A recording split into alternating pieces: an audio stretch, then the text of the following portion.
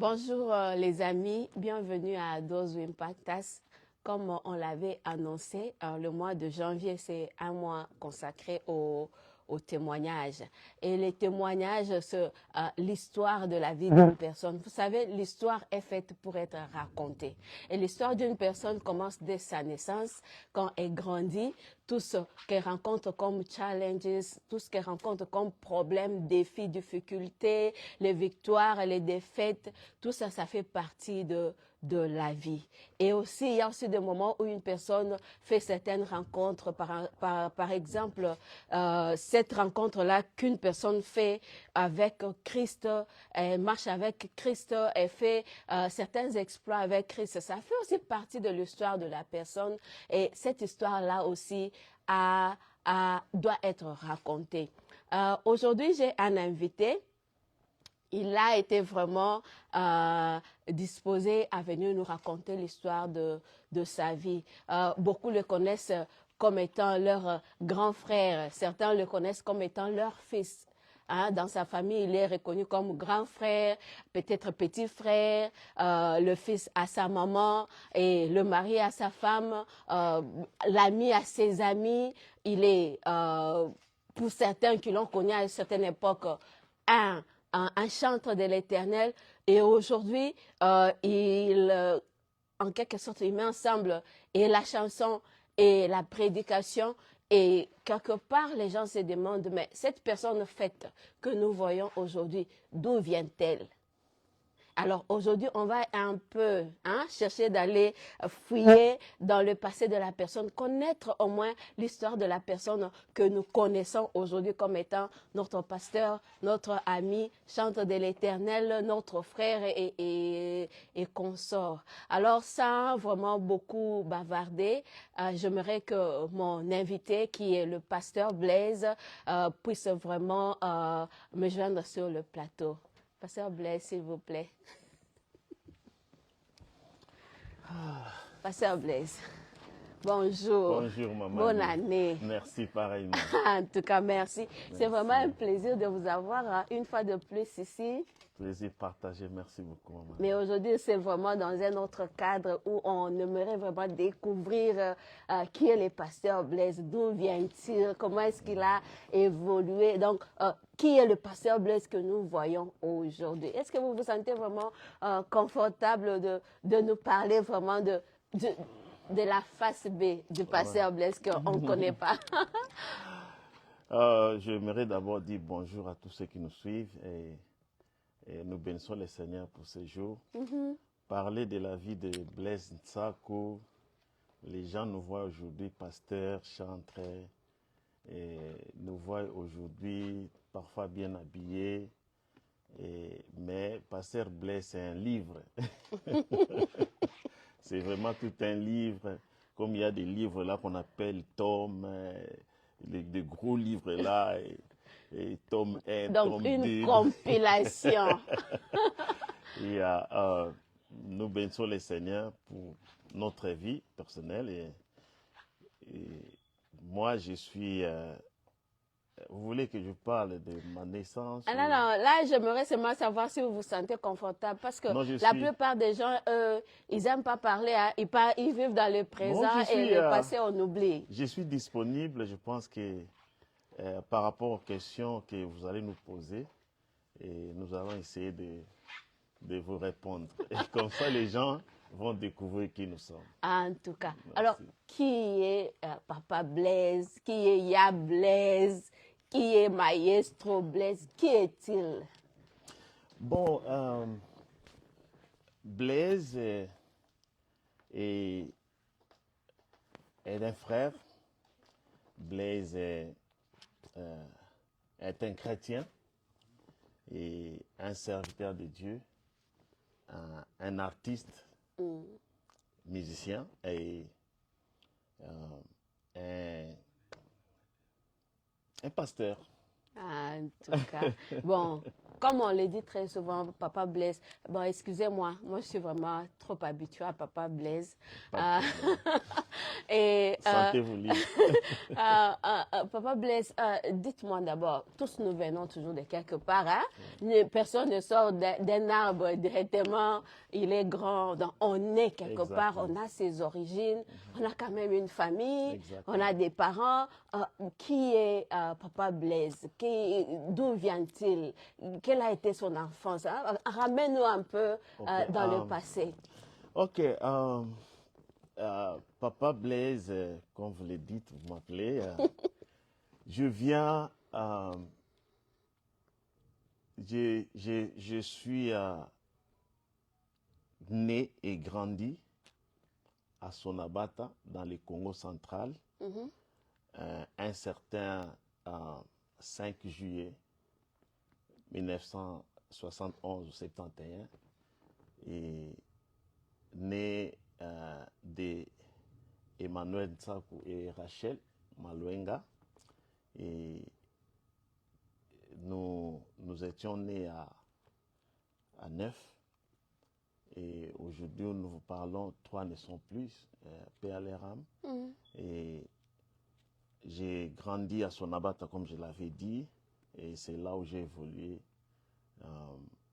et jusqu'à ce que j'ai quitté Sonabata quand j'ai réussi mon diplôme d'État, et puis j'ai évolué à Kinshasa, et ainsi de suite.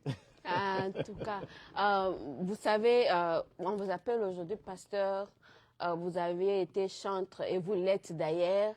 Et bon, tout ça là, ça a un point de départ qui est la rencontre avec Christ. Oui. Et comment s'est passée cette rencontre et quand est-ce que cela a eu lieu?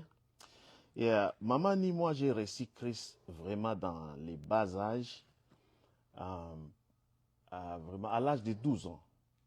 J'ai reçu Christ. D'abord, au départ, j'ai grandi dans une famille chrétienne. Mon père était diacre et ma mère était aussi diaconesse. Et nous avons évolué dans un milieu, je peux dire ecclésiastique, un milieu missionnaire. Sonabata, en fait, c'est une bonne partie, c'est une partie missionnaire, en fait. Ce sont les Américains, les missionnaires américains qui ont construit cette petite agglomération. Et dès là, j'ai reçu Christ, j'étais en 2e secondaire. Et donc, j'avais 12 ans, je pense, oui. Et puis, on partait à l'église, nous sommes grandis comme ça. Donc, dès notre naissance, on se retrouvait déjà à l'église. Et comme les baraques, les parfaites et tout. Alors, on est grandi comme ça. Et parfois, c'était une coutume d'aller à l'église, de chanter pour le Seigneur, de participer aux activités de l'église. Mais un bon jour, un grand frère nous appela avec un ami et il nous demande une question. Il dit d'abord, je vais parler avec vous. Mais comment ces frères ici, nous sommes ensemble avec lui, on joue. Et là, le frère là, c'était toi? Non, les grands frères. Les frères là, ils nous appelaient. Ah oui. Alors, les grands frères a un ami. Alors, il nous appelait dans sa chambre. Yeah. Alors, il a dit, installez-vous. Nous sommes dit, est-ce qu'il y a quelque chose, il y a un problème? Non. Et puis, bon, il dit, je vais vous parler.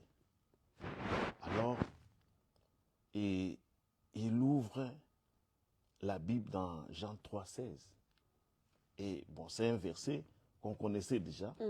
Alors, il dit, est-ce que vous avez déjà reçu Christ?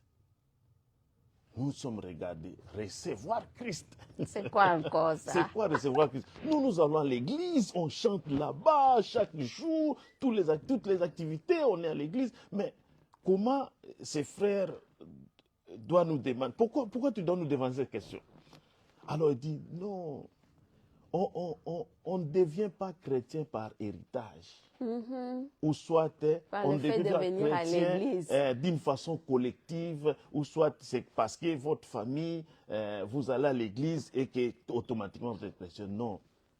Alors, il nous explique, c'est alors, il a dit, il faut que vous acceptez Christ, vous confessez dans votre bouche qu'il est votre Seigneur et qu'il est votre Sauveur. Mhm. Et vous allez confesser que vous avez abandonné les péchés. Il nous a cité le nombre de péchés, ce que nous faisons chaque jour, parce qu'il nous connaissait. Mhm. On dit, oh, c'est ça. Ces jours-là, c'était vraiment merveilleux, c'était très différent. Et on a accepté Christ ce jour-là, et c'était parti comme ça. Et depuis lors, tu n'as jamais regretté. Non, je n'ai jamais regretté. C'était vraiment, je peux dire, une belle rencontre de ma vie. Bon, Papa Blaise, il fut un temps où vraiment votre activité principale à l'église ou bien pour l'église Corps de Christ, c'était la musique. Comment est-ce que vous avez démarré cette carrière musicale? Bon, dès le départ, à mon bas âge, comme j'avais dit, déjà à l'âge de 6 ans, j'ai chanté déjà à l'école de dimanche. On avait une chorale et c'est comme ça, c'est parti comme ça. Alors quand je suis arrivé en 3e humanité, et il y a une chorale que j'admirais beaucoup, mais il y avait tellement trop de vieux, des mamans, des papas. Alors, Chorale collective. oui. Alors, il y avait beaucoup de chorales là où nous étions. Et moi, j'ai dit, bon, je me suis dit, j'aime beaucoup cette chorale. Les gens sont très sérieux par rapport à d'autres chorales de jeunes, de mon âge, tout ça.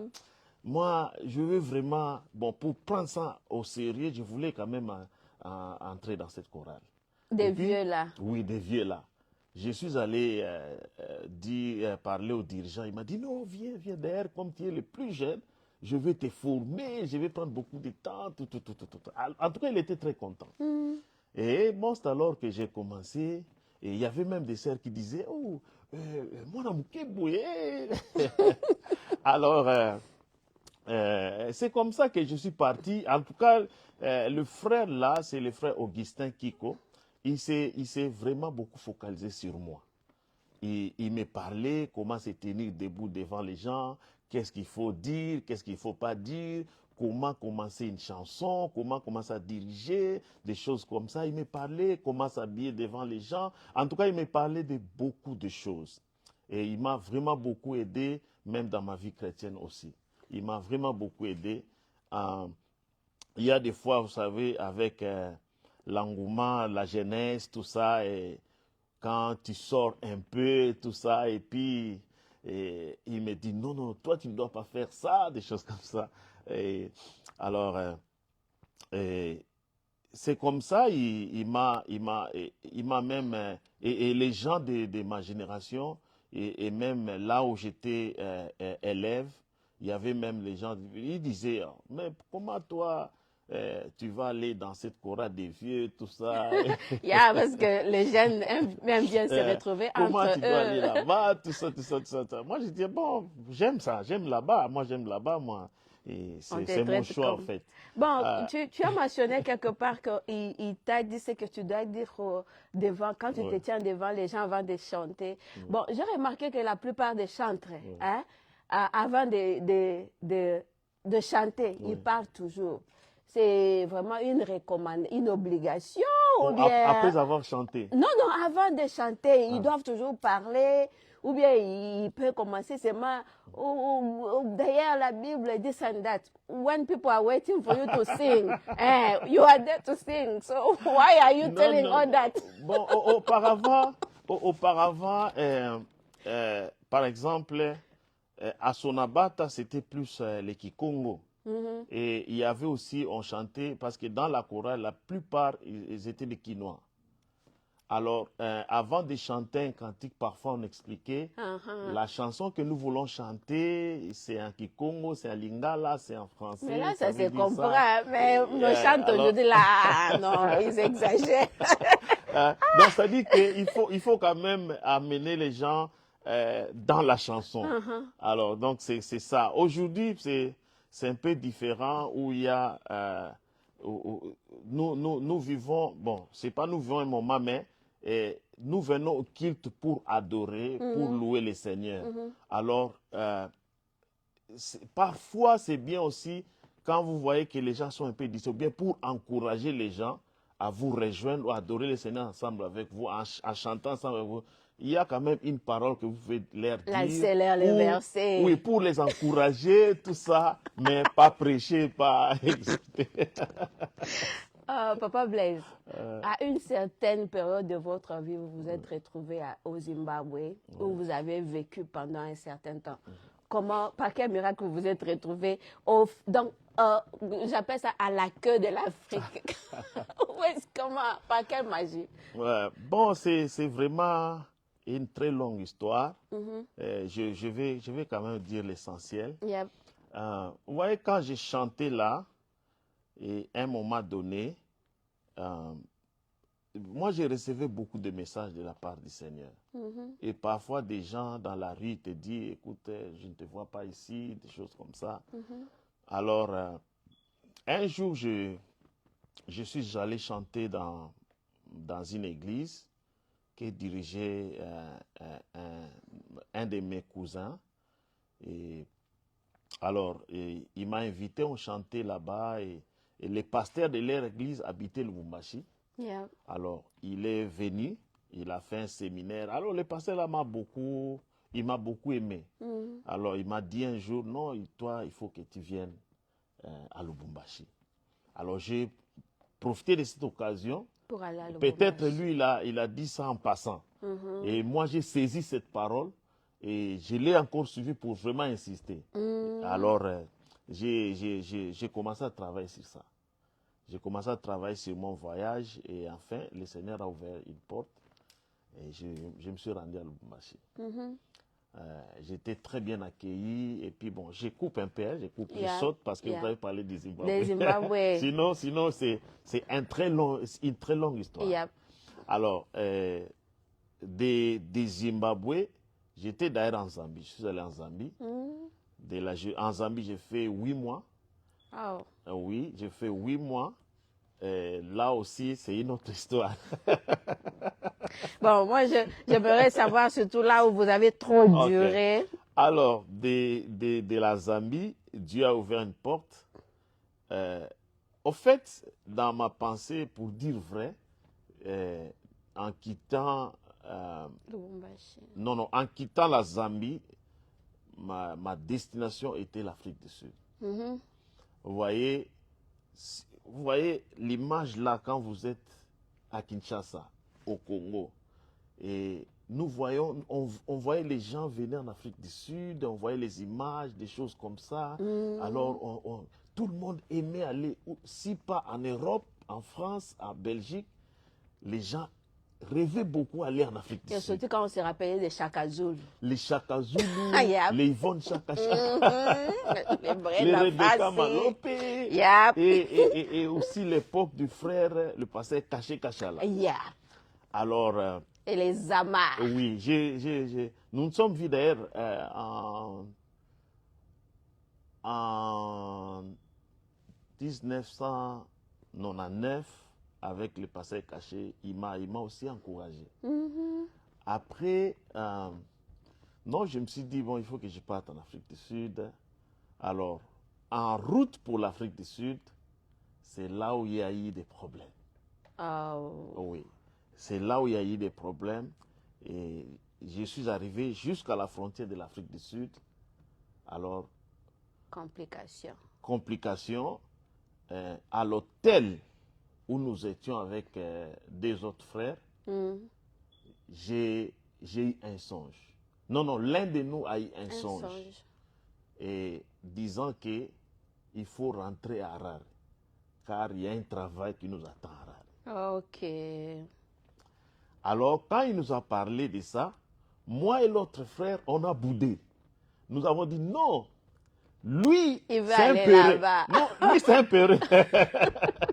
Il ne veut pas traverser la frontière. Il a peur alors, il veut que nous puissions rentrer. Non, non, notre objectif, ce n'est pas le L'Afrique Zimbabwe. du Sud. C'est l'Afrique du Sud. Nous allons en Afrique du Sud. Alors, on a prié, on a fait 2 semaines de jeûne et prière. Alors, il dit non, moi j'ai vu vraiment que nous sommes en train de rentrer à Harare, d'aller à Harare. Alors, à un moment donné, il ne savait pas comment nous convaincre. Et vers 10h, 11h du matin, il est porté disparu. Il Bon. est rentré. Donc, lui, il est porté disparu. Donc, on le cherchait, on ne le voyait plus. Alors, mais où est parti notre frère? Où est allé notre frère? C'est à un moment donné, bon, on regarde la montre, 12h, 13h, 14h, 15h. On commençait à demander aux gens, mais nous étions avec un frère. Non, on a vu monter comme ça. Et puis, bon, vers, je pense, 16h, 17h, non, vers 14h, et nous sommes allés quelque part. Nous sommes allés quelque part. On était assis là. Et puis, il y avait une pierre là. J'ai pris ma petite sac, mon petit sac. J'ai mis ça sur cette pierre et puis Comme Jacob. j'ai dormi sur ça. Alors, on a eu sommeil terrible. Et puis, quelques minutes après, je me suis réveillé. Donc, j'ai ouvert les yeux, je regarde devant moi, il y avait un cobra. Wow. Et ça, il a fait comme ça. Il me regardait comme ça. La peur de ta vie. J'ai crié pas comme possible. J'ai crié très, très, très fort. Alors, j'ai sursauté et le frère qui dormait à côté de moi, lui aussi, il a sursauté. Quel serpent! Et puis, le serpent est parti. Et c'est de là que nous sommes décidés d'aller à Harare. Alors, nous sommes allés aux arrêts et les receveurs, les chargeurs là, ils nous ont dit non, non, non, on a vu votre frère. Il est parti Il a vers. dit, comme vous ne voulez pas écouter, restez, c'est votre. Donc, alors, bon, ça nous a apaisé quand même, parce qu'on a pris notre frère, quand même, il est là. Il est là parce en qu'on vie. croyait que peut-être il est arrêté, des choses comme ça. Alors, c'est alors que nous étions partis à Harare. Et vous y avez beaucoup duré. Oui. Combien des années? J'ai fait au moins 11 ans. Ok, 11 ans à Harare. J'ai appris que là-bas, votre carrière musicale était vraiment au top. Et vous aviez même signé un contrat avec une maison de production très réputée là-bas. Normalement, ça devrait être vraiment un bon début pour un musicien. Je sais que les succès, vous l'avez eu. Et vos chansons étaient toujours parmi les hits de chaque semaine. Mais il y a eu un problème. Et là, moi, j'aimerais comprendre. Parce que quand la carrière prend de l'envol, la vie aussi prend de l'envol. La vie change. Hein? Il y a quand même une certaine stabilité financière. Donc, vous voyez que la personne n'est pas celle qu'elle était. Mais le problème, c'est que vous vous êtes retrouvé dans une situation où la carrière musicale, elle était bonne, la popularité, elle était là, la renommée était là. Mais Mpiaka, viens, qu'est-ce qui s'est passé au juste? Qu'est-ce qui a fait que sur le plan financier, vous n'avez pas pu percer dans ces pays-là? Il y a eu des problèmes avec la maison de production, quoi. Bon, Maman Ni, j'ai passé des moments très, très, très compliqués au Zimbabwe. Les 11 ans là, nous pouvons dire 11. C'est very short. Mais ça fait comme des 1000 ans. choses, des choses que j'ai vécues au Zimbabwe, et c'est vraiment toute une histoire. Et vous savez, quand je suis arrivé au Zimbabwe, j'ai trouvé que, bon, étant qu'artiste, musicien, chanteur, j'ai vu que le terrain était vraiment vide. Le terrain n'était pas vraiment exploité. Il n'y a jamais eu un Congolais au Zimbabwe qui vit au Zimbabwe qui fait la comme musique comme chrétienne. musicien. Oui, Yeah. surtout la musique chrétienne. Là, on connaissait, parce que quand nous sommes arrivés au Zimbabwe, on nous demandait, est-ce que tu connais Kanda Bongoman? Tu connais Awilo Longoma? Tu connais Kofi Olomide? Tu connais Papa Man? Et puis Rochero, ce sont des musiciens qui savaient. Et surtout, il y avait surtout au top Awilo Longomba et Defao. Donc, et Kanda Bongoman, les trois. Alors, du côté musicien chrétien, il n'y en avait pas. Alors, il me demandait toujours, tu danses aussi les ndombolo? Et il disait, ah, ndombolo. Je disais, non. Bon, moi, en tout cas, dans ma pensée, je me suis dit, j'ai chargé dans ma pensée l'idée de conquérir les Zimbabwe. Je dis parce que il faut que je change leur perception de voir les choses. Parce que quand ils voient un Congolais, ils voient Ndombolo. Yeah. Alors, j'ai dit, je vais travailler dessus. J'ai commencé, j'ai formé un groupe, tout ça. Et il y avait un orchestre de Congolais qui s'appelait Diamond Musica. Diamond Musica, et ça faisait rage en Afrique australe. Non, non, non. Oh. C'était les musiciens païens. Ok. Alors, et quand j'ai commencé à chanter dans quelques églises, et il y avait quelques musiciens de Diamond Musica qui ont appris qu'il y a un musicien chrétien qui est venu, qui est ici. Alors, ils sont venus me trouver. Et ils ont dit, pasteur, moi, parce que pour eux... Ah, je sais, là où il y a rareté. Donc, quand tu es le seul chrétien là-bas, tu es d'office pasteur. Et puis pour eux, si tu chantes, si tu vas à l'église, tu es pasteur. Tu es pasteur. Donc, je les ai trouvés des païens.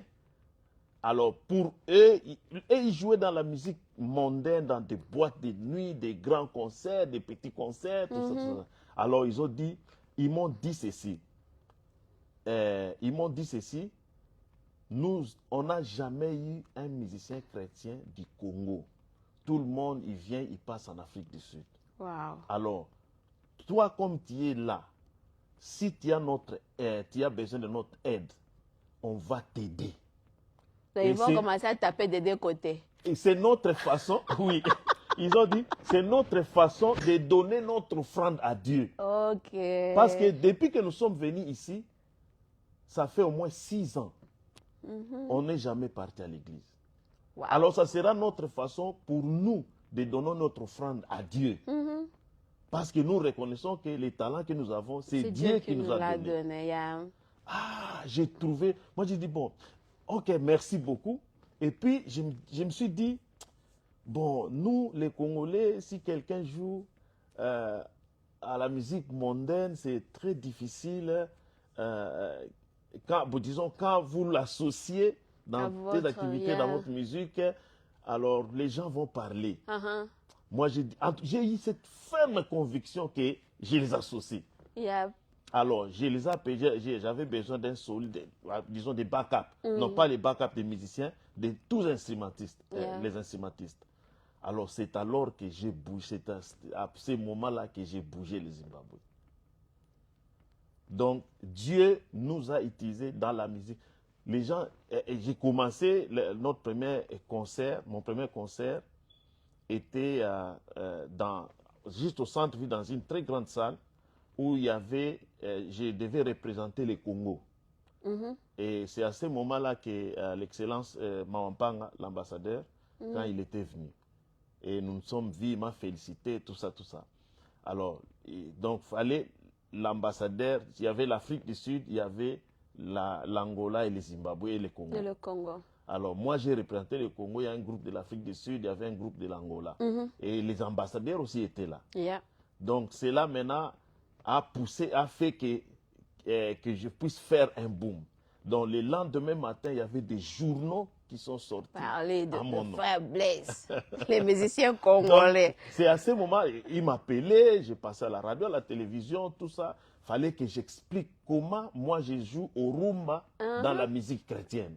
Ils n'ont jamais Ils vu n'ont ça. jamais imaginé Alors, il ça. fallait défendre cette chose-là. Mhm. Et à ce moment, j'ai commencé à chercher les contrats. Mm. J'avais des contrats en live, mais pas de contrats de recording. Oh, yeah. Alors, je suis allé en Afrique du Sud, j'ai fait un recording avec l'aide de mon vieux, le frère Osé Mayuma. Et Yeah. il voulait- Papa Osé, on te salue. Le frère Osé Mayuma, il m'a vraiment soutenu, il m'a beaucoup aidé. Et j'ai enregistré ces singles, ces maxi singles. Alors j'ai ramené, donc c'était une chanson en chant en langue zimbabwéenne Yeah. et que j'ai chanté à notre Voilà. manière. Non, non, non. Donc, toujours dans la même Toujours langue, dans la mais même langue, à la congolaise. À la congolaise. Ok. Donc j'ai joué les Seben-là pas comme possible. Alors, et j'ai fait mon vidéoclip moi-même. Je suis allé maintenant, parce qu'auparavant, quand je suis arrivé, je suis allé chercher les contrats là-bas dans le même recording company. C'est Gramma Record. C'est parmi les grands Yeah. de l'Afrique australe. Yeah. Alors, là, il y avait que Kofi Olomide, Papa Wemba, les musiciens que j'avais cités. En Afrique, il y avait Rebecca Malope, il y avait, je pense, Brenda, tout ça. Et puis les restes étaient d'autres musiciens internationaux aussi. Yeah. Alors, au Congo, il n'y avait même pas un musicien Chrétien. chrétien. Yeah. Alors, je suis allé demander la première fois, ils ont écouté ma musique, comme c'était vraiment trop lingala, ils ont dit non, non, non. Alors, quand j'ai fait la chanson là, en shona, et j'ai joué dans notre rythme, et même les jours là qu'on a joué ça, ils appelaient ça, ils disaient, this is the bomb that is coming to Zimbabwe. En tout cas, tout le monde, les jours là, quand on faisait l'audition de la chanson, et le bâtiment il était tellement grand. Alors, le type là a joué la chanson, il a augmenté le volume Yeah. à tel point que Tout le monde pouvait écouter. dans tous les coins, dans tous les bureaux, puisse entendre cette chanson. Et c'était comme ça. Il a dit, viens demain, on va signer. Il m'a donné le contrat, va lire, et puis demain, si tu es d'accord, tu viens, on va discuter le point, tout. Et c'est ce que j'ai fait. Je suis allé voir mon avocat, il a regardé, il a lu, il a dit, bon, c'est bon. Et puis, on a corrigé des parties qu'on ne voulait pas, tout, et puis j'ai ramené ça. Ils étaient d'accord, c'est alors que j'ai signé. Alors, du côté argent, pour maintenant arriver, pour maintenant arriver à votre question, Zimbabwe aussi avait passé des moments, des crises terribles que je n'ai jamais vues même au Congo. Okay. Les moments où moi j'ai signé, les contrats, d'abord, les musiciens, tous les musiciens chrétiens, les musiciens du Zimbabwe, je peux dire en général, ils étaient riches. Okay. Tous ceux qui ont signé les contrats, surtout avec cette maison-là, tout le monde était devenu riche. Tout le monde. Ils avaient, la compagnie même, ils achetaient des maisons, des voitures.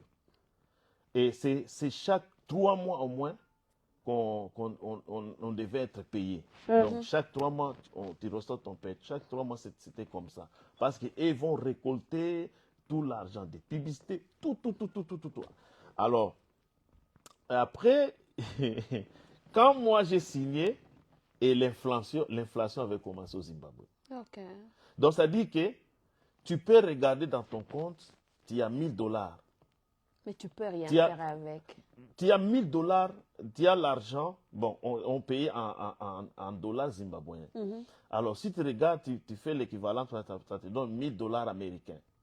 Et les $1000 américains, peut-être, ça c'est l'entrée, je peux dire, d'une semaine. Alors, dans les $1000 là, les jours où tu vas aller prendre l'argent dévalué, on te donne peut-être $7. Oh Lord Jesus. Et qu'est-ce que tu vas en faire? Il y avait même des payes, tu vas là-bas, l'équivalence de $3. Donc, il faut payer quand même, mais le problème, c'est que l'argent n'avait pas de valeur. Et tu as un paquet comme ça d'argent. Tu ne vas rien faire avec. Qui n'a pas de valeur. Alors, donc, bon, ce qui m'a aidé, j'avais beaucoup de contrats, peut-être des concerts dans des églises, dans des conférences, tout ça, des choses comme ça. Mais en termes du côté, même la compagnie là avait connu vraiment une faillite terrible. Ah, ok. Donc, c'est l'inflation. Donc, tout avait chuté. Mais tous les musiciens, vraiment, ils se plaignaient de ça. Ah, ok. Donc, on a quand même maintenant en fait une l'inflation. idée de l'origine de Tempiaka, Ouais. parce que jusque-là, moi, je n'ai jamais compris. Maman, ni je te dis la vérité, j'ai vécu des moments de galère que tu n'as pas d'idée. Tu n'as pas l'idée. Ah, ça fait partie de Des moments l'histoire. de Hein? galère, de galère, de galère. Mais on n'a jamais abandonné le Seigneur, on n'a jamais abandonné à le servir. Maintenant, des Zimbabwe en Amérique, par quel mécanisme? Bon, ça aussi, c'est l'un des grands témoignages. Et comme j'avais dit, je n'ai jamais abandonné, je n'ai jamais cessé de servir le Seigneur. J'ai eu une invitation quelque part, je suis allé chanter, on ne m'a jamais payé pour ça. Et quand je suis allé chanter là-bas, c'est alors que j'ai croisé un des responsables de United Nations, High Commission of Refugees. Yep. Alors, tellement il était très béni, et lui-même m'a demandé, tu es d'où et quel est ton statut ici? Alors, je lui ai parlé de moi, il m'a dit, prends ma carte, tu peux m'appeler à n'importe quelle heure, dès aujourd'hui, tu es mon ami. Alors, c'est par lui que les choses étaient devenues faciles, et jusqu'à ce que je me suis retrouvé aux États-Unis. En tout cas. Sinon, si vous voulez une longue histoire, là, moi, je viendrai écouter les en dessous de l'histoire moi-même. Et pourquoi Vraiment. tous les musiciens, Ouais. maintenant on va aux choses sérieuses, hein? Bon, pourquoi? Oh, donc c'était... Jusque-là, on était encore dans les backgrounds. Mais là, on parle de notre réalité. Ouais. Pasteur Blaise, pourquoi tous les musiciens, hein? Bon, je te pose cette question parce que tu es parmi ceux aussi qui ont fait ce virage-là. Oui. Pourquoi tous les musiciens aujourd'hui ont tendance à devenir pasteurs? Alors, je me dis, la carrière musicale, là, c'est un stage, c'est un préparatoire, et le pastoral, c'est un plan de retirement. Au juste, qu'est-ce qui fait que tous les pasteurs et tous les chantres, en tout cas la majorité des chantres que moi personnellement j'ai connus dans ma tendre enfance, aujourd'hui, à part ceux qui sont morts, la majorité ils sont pasteurs. Bon, j'aimerais maintenant savoir qu'est-ce qui fait qu'aujourd'hui tous les chantres veulent prêcher, veulent devenir pasteurs. Okay. Merci pour la question. Moi, je crois que l'appel d'abord ne commence pas quand on est chantre. Si nous demandons tous les pasteurs que nous connaissons, et quand on vient à l'église d'abord, on commence par être d'abord enfant de Dieu. Et si vous demandez à tous les pasteurs, tous les grands pasteurs que nous connaissons, les grands noms que nous connaissons, ils vont vous dire, j'étais intercesseur. L'autre te dira, moi j'étais protocole. L'autre te dira, moi j'étais ceci ou cela. Et il y a aussi des chantres là-dedans. Pourquoi vous connaissez? Pourquoi des chantres? Parce que les chantres sont des gens très connus. Très connus. Alors, et il y a aussi des transitions qui se font. Mais avant cela, tu es d'abord enfant de Dieu. L'appel, c'est quelque chose, et comme la Bible dit, j'étais appelé depuis le ventre de ta maman. J'étais consacré quand tu étais, je ne sais pas comment on dit ça. Donc, dans les seins de ta maman, oui, oui. Donc, ça dit que l'appel se développe. Et jusqu'à ce que tu écoutes bien le Seigneur. Et c'est alors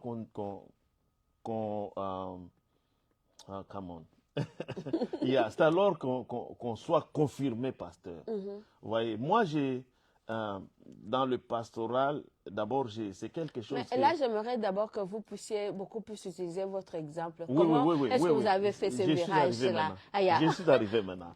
Alors, donc, ça dit, c'est quelque chose personnellement que j'ai refusé. Moi, je disais toujours, moi, j'aime chanter. Et là, c'était quand? Dès que j'ai quitté le Congo, et cet appel a commencé à développer en moi. Il y avait même des gens qui me parlaient depuis Lubumbashi. Donc là, c'était en 99.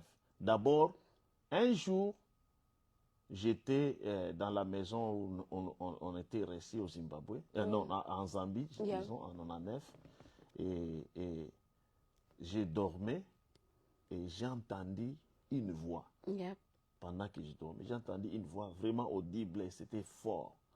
Et j'ai cru que quand la voix retentissait ou parlait, le monde entier entendait ça. Alors que c'était pour moi-même. Wow. C'était comme ça, c'était fort, c'était vraiment fort.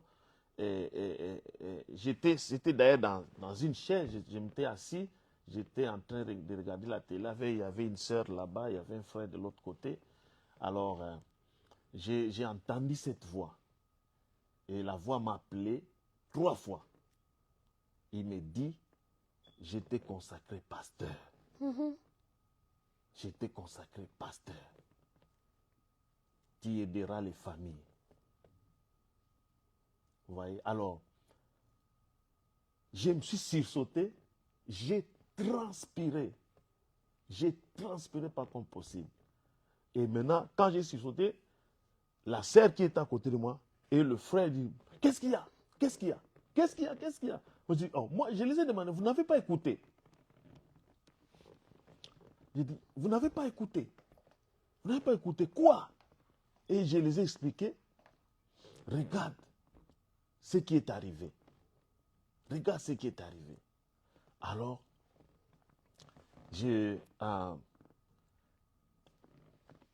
la sœur là m'a dit, c'est Dieu qui t'appelle au ministère. Moi, j'ai dit à la sœur, non, moi, je ne suis pas là pour ça. Moi, je suis chantre. Et je ne veux pas être pasteur. Et la sœur là m'a dit une chose, elle dit, you have no way to run to. You have no way to run to. It's not me, it's not the brother, nobody else but God. You have no way to run to. Ah, je suis resté. En tout cas, j'ai commencé à trembler. Et bon, c'était fini. Dès ces jours-là, maman dit parfois, je rencontre quelqu'un en cours de route. Il me dit, en plein marché, il me dit, ah frère, Dieu me dit que tu es pasteur. C'est comme ça. J'ai vu des gens qui venaient me chercher. Ils viennent, ah, Dieu me dit que tu es pasteur. Donc, c'était comme ça. Il y avait des confirmations jusqu'à... J'ai refusé cela. Quand je me suis marié, un jour là, nous sommes allés avec ma femme dans un bureau. Je suis allé voir un pasteur. Le pasteur là me disait toujours, toi tu es pasteur. Et j'ai refusé. Alors, le jour là, il a dit à ma femme, il dit, tell your husband, as long as he's refusing the call, he will never see good thing in his life. He will never progress in life. Bon, tu peux dire ça. Il a dit à ta femme que dis à ton mari aussi longtemps qu'il fera son appel, il ne verra jamais de bonnes choses dans sa vie, il ne sera pas béni. And when you accept, the time you accept it, then you see how door will be open. Et le moment où tu vas accepter ton appel, tu vas voir comment les portes vont s'ouvrir. Donc c'était comme ça. Et ces jours-là, nous sommes sortis avec ma femme. Il dit, tu as entendu? Tu as entendu? Moi, j'ai dit oui. Et c'est ces jours-là que j'ai accepté. Et les choses se sont ouvertes. En tout cas. Au moins, on a compris comment le virage s'est fait. Hein? Parce que je sais qu'ils sont aussi nombreux là-bas à se demander comment. Hein? Bon, je fais une pause. Vous qui avez besoin de connaître Pasteur Blaise, je parle de gens qui sont sur la page de Success Point Church là-bas. Partagez quand même la page. Pourquoi vous êtes comme ça? Hein? Partagez. Hein? L'histoire est là. Partagez-la comme ça. Tous ceux qui se posent des questions, ils sauront maintenant d'où il est venu, par où il est passé, et où il est et où il va. Hein? Partageons. Partageons, soyons gentils, partageons. Ça coûte rien. Partageons. Il y a quelque chose qui me vient à cœur. La Bible dit, montre à l'enfant les chemins qu'il doit suivre. Et quand il sera vieux, il ne s'écartera pas. Yep. Moi, je crois que j'ai eu une bonne base, malgré la jeunesse, malgré tout qui était autour de nous, qu'on vivait. Dieu, les choses que nous avons apprises depuis notre enfance, nous a ramenés toujours à la raison. Yeah. Alors, c'est très important en tant que parents d'apprendre aux enfants les chemins de Dieu. C'est très important, étant que parents, de montrer aux enfants la prière, la voie de la prière. C'est avec les défis que nous avons ici, aux États-Unis, en Europe, ou avec cette nouvelle génération, il y a tellement de choses qui se passent. Yeah. Alors, si on ne sème pas la parole de Dieu dans la vie des enfants, et je pense que c'est un challenge. Yeah, c'est vrai. Pasteur Blaise, une question. Pour vous, qui est Jésus-Christ? Jésus-Christ, pour moi, il est mon Seigneur, il est mon Sauveur. Et Jésus-Christ, je peux dire, sans lui, ma vie ne serait pas ce que ça est aujourd'hui. Ouais, je ne suis pas allé loin à l'université et je n'ai jamais fait occuper de grandes positions dans la société, mais à cause de ce nom, je suis ce que je suis. Je suis ce que je suis. Et pourquoi Pasteur Blaise a tenu à partager son témoignage avec nous?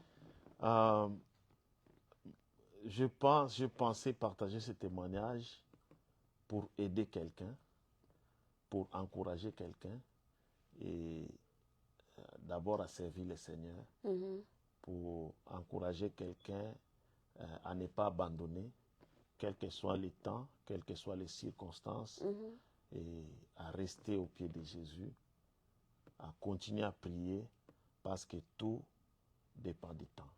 Tout dépend du temps. Et aussi à ne pas fuir son appel. Ne pas fuir son appel.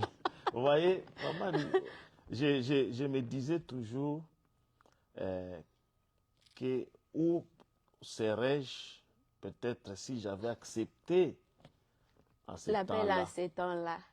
Yeah. Vous voyez? Donc 24 ans passés, donc 20 ans passés, c'est alors que j'ai accepté l'appel. Vous voyez? Peut-être si j'avais accepté, je vous pouvais dire, bon, je vais aller à l'école biblique, je vais me forger sur ça, et je ne sais pas où serait ma vie aujourd'hui. Peut-être je serais plus loin que celui que je suis aujourd'hui. Alors, je sais que souvent, on est conduit par nos propres sentiments, nous voulons toujours être ce que nous voulons être. Alors que Dieu a toujours un plan pour chacun de nous que nous devons à tout prix connaître. À quoi est-ce que Dieu t'a appelé?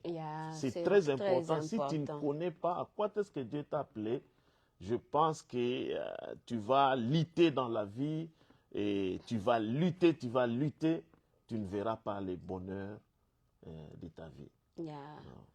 Pasteur Blaise, en tout cas, merci beaucoup d'avoir accepté de partager votre histoire de la vie, votre témoignage avec nous. Je sais que maintenant, beaucoup de questions ont trouvé des réponses et beaucoup de confusions aussi ont été fixées. Merci beaucoup. C'était vraiment un plaisir de vous avoir sur notre plateau. Merci, maman. Merci. Et les amis, demain, nous avons culte.